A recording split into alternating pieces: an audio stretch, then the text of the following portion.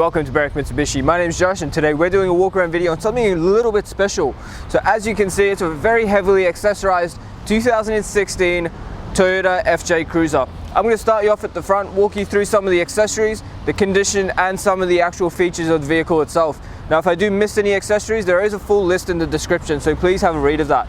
Starting off the front, as you can see, the front end does look absolutely tough with that massive ARB bull bar in the front there, just protecting the whole front end of this vehicle.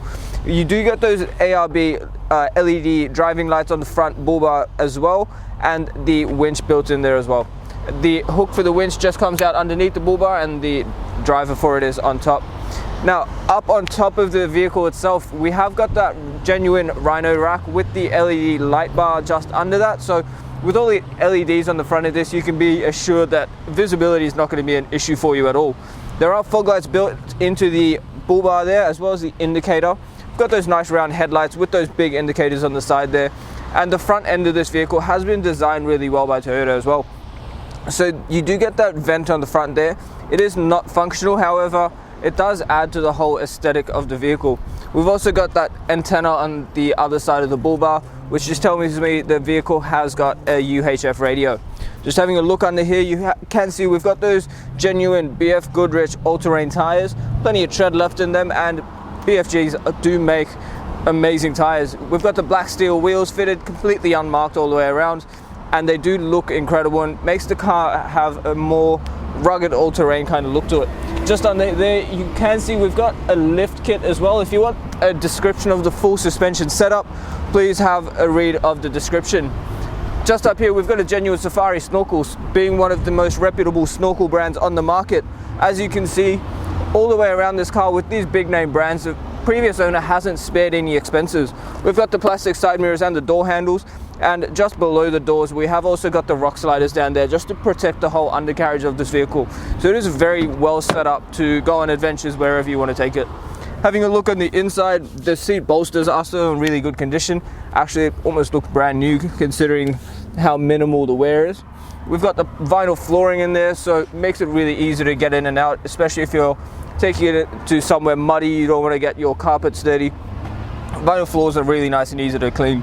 Having a look in the back, so something I love about the FJs is just how the back door swings open. So gets rid of that whole center bar, makes it really easy to get in and out of the back, and those back seats do have a really nice recline to them as well, so makes it very comfortable for your back seat passengers. Let's close that up quickly. Taking a look at our next wheel, as I mentioned, they are all unmarked and still plenty of tread in the tires as well.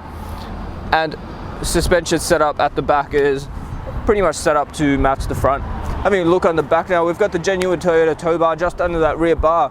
We've got another matching steel wheel on the back with the BFG tire, and reverse LED lights just up on top, hanging off the bull bar.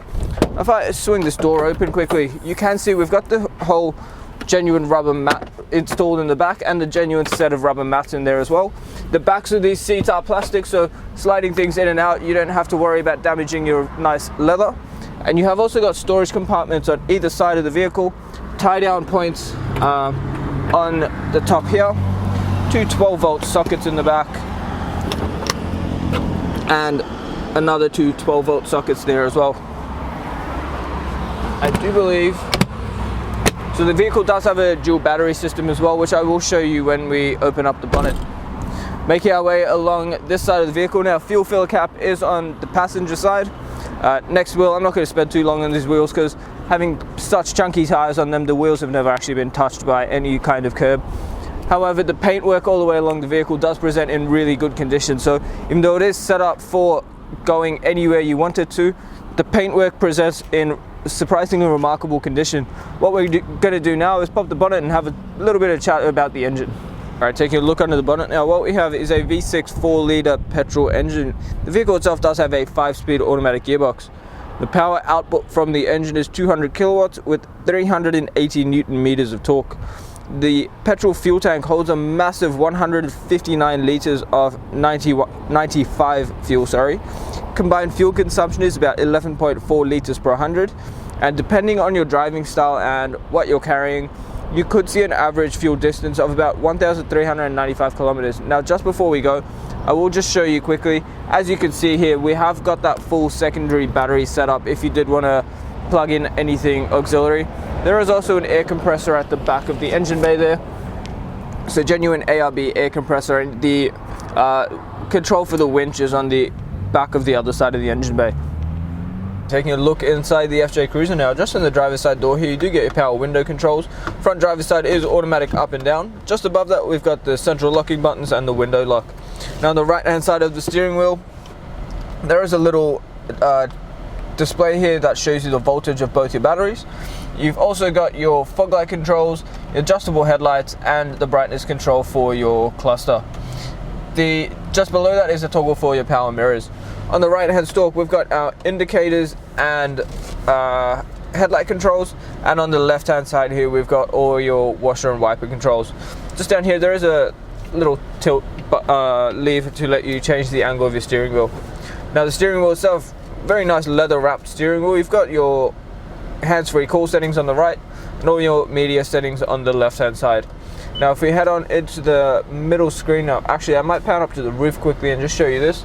We've got your front diff lock, traction control and rear diff lock, as well as your four-wheel drive speed selector there with your uphill ascent assist. Just below that again we've got a rear view mirror which actually has a self-dimming feature, so if someone behind you's got their lights on and being a bit annoying, you can actually dim that. Just below that again, I know we all love gauges, so we've got 3 of them in this car. We've got your compass, a little bit of information about the outside temperature, and you can actually change the information in that by pressing the buttons, and then next to that is your longitude and latitude. Just below here again we've got the UHF, the ultra high frequency radio, as I mentioned on the outside, and on the digital display, the reverse camera shows up in the mirror as well. In the actual head unit, what we get for our audio is Bluetooth, CD, AM and FM radio, as well as your standard phone connectivity. You've got your dials for the air conditioning below that, USB and AUX input just behind that cover there. This little plugged in 12 volt socket is for your battery meter. You've got an LED front light bar there, your driving lights, reverse lights, traction control, the connector for your UHF, parking sensors, fog lights, and your Redarc brake controller. Just below that again is the button for your air compressor. Now just here we have got our four-wheel drive selector and your standard shifter, as well as a cup holder. We've got 2 12 volt sockets next to the shifter, a hard handbrake, another cup holder back here, and a fair bit of storage in there. Now if you did want more storage, you can actually remove that rubber mat and just use that center console to store anything in. If we pan around the interior, I know we had a brief look in the inside from the outside, but as you can see, the previous owner has actually looked after their vehicle. Alright, thank you so much for taking the time out of your day to watch the walk around video on this stunning FJ Cruiser. Now I hope it has given you plenty of information. If you need to know anything more, please give us a call.